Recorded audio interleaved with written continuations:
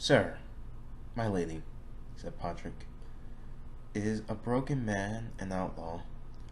More or less, Brienne answered.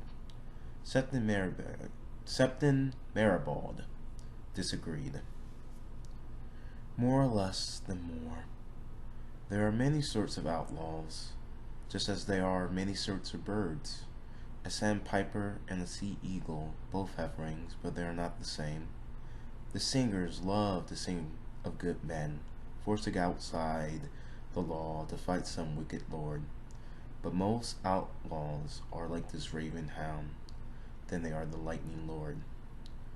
They are evil men, driven by greed, sour by malice, despising the gods, and caring only for themselves. Broken men are more deserving of our pity, though they may be just as dangerous. Almost all are common-born, simple folk, who have never been more than a mile from the house where they were born until the day some lord came around to take them off to war. Poorly shod and poorly clad, they march away beneath his banners, oft times with no better arms than a sickle or a sharpened hoe, or a maul they made themselves by lashing a stone to a stick with strips of hide. Brothers march with brothers, sons with fathers, friends with friends. They heard the songs and stories, so they go off with eager hearts, dreaming of the wonders that they will see, of the wealth and glory they will win. War seems a fine adventure, the greatest most of them will ever know. Then they will get a taste of battle. For some, that one taste is enough to break them. Others go on for years until they lose count of all the battles they have fought in. But even a man who has survived 100 fights can break in his 101st. Brothers will watch their brothers die.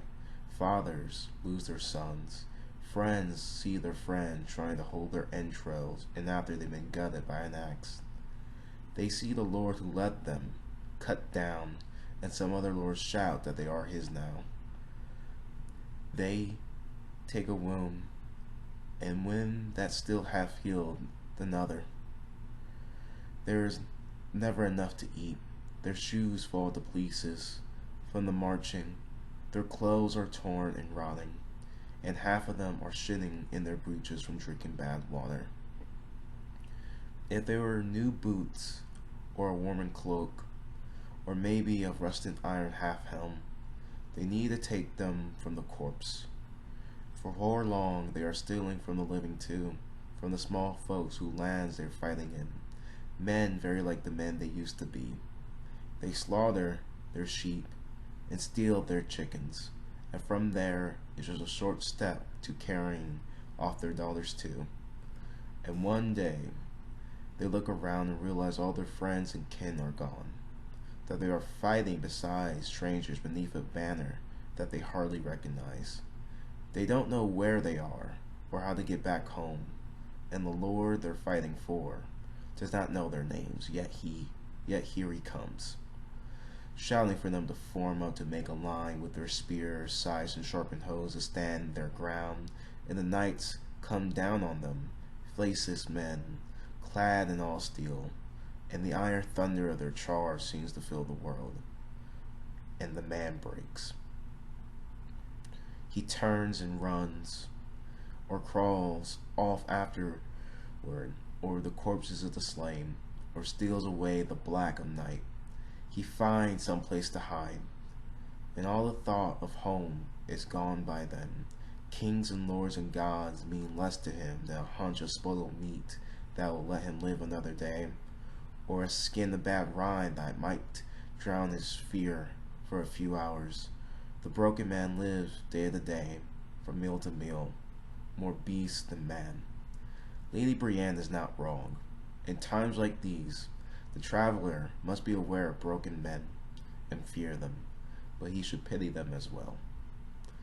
When Maribald was finished, a profound silence fell upon their little band. Brienne could hear the wind rustling through a clump of pussy willows.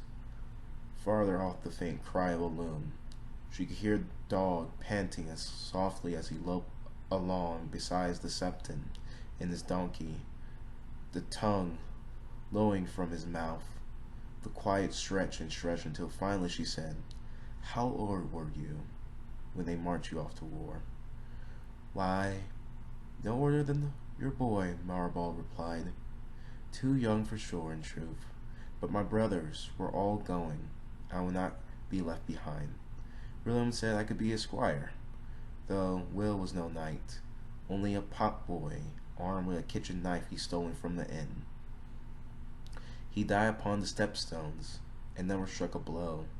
It was a fever that did for him, and for my brother, Robin. Owen died from a mace that split his head apart, and his friend John Pox was hanged for rape.